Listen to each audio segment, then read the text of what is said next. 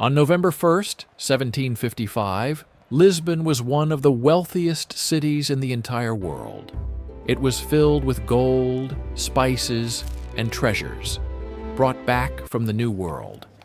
Because it was All Saints' Day, thousands of citizens were gathered inside grand stone churches. The altars were lit with thousands of candles for the Holy Morning Mass. Suddenly, at 9:40 a.m., a deep, terrifying roar echoed from deep underground. A massive 8.5 magnitude earthquake violently struck the coastal capital. The ground aggressively cracked open, creating massive fissures in the cobblestone streets.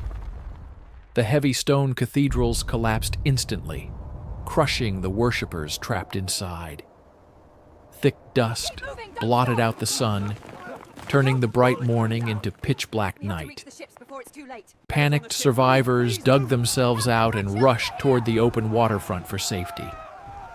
They crowded the harbor, believing the ocean was the only place safe from falling debris. But then, the sea mysteriously and rapidly rolled backward, emptying the harbor. Lost shipwrecks and forgotten treasures were suddenly exposed on the muddy seabed. 40 minutes later, the ocean returned with an unstoppable, terrifying vengeance. A colossal 20-foot tsunami crashed directly into the crowded city docks.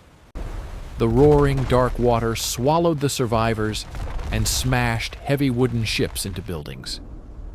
The lower city was drowning, but the apocalyptic nightmare was far from over.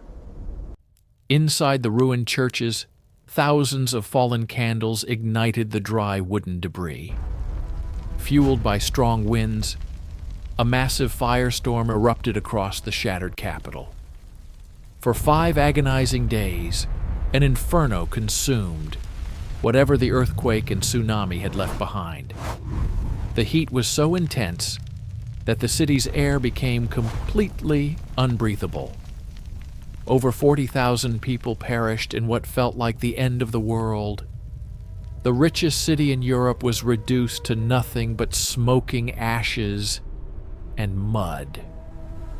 The disaster shocked the globe, changing philosophy and science forever. But Lisbon's prime minister took immediate and ruthless action to save his home. He ordered the medieval ruins cleared and rebuilt the city with wide, modern grid streets. He even invented the world's first earthquake-resistant buildings using flexible wooden frames. Lisbon became a pioneer in modern urban planning and disaster survival. Today, it is a beautiful, thriving capital bathed in bright coastal sunlight. But beneath its elegant streets lies the memory of the day the world cracked open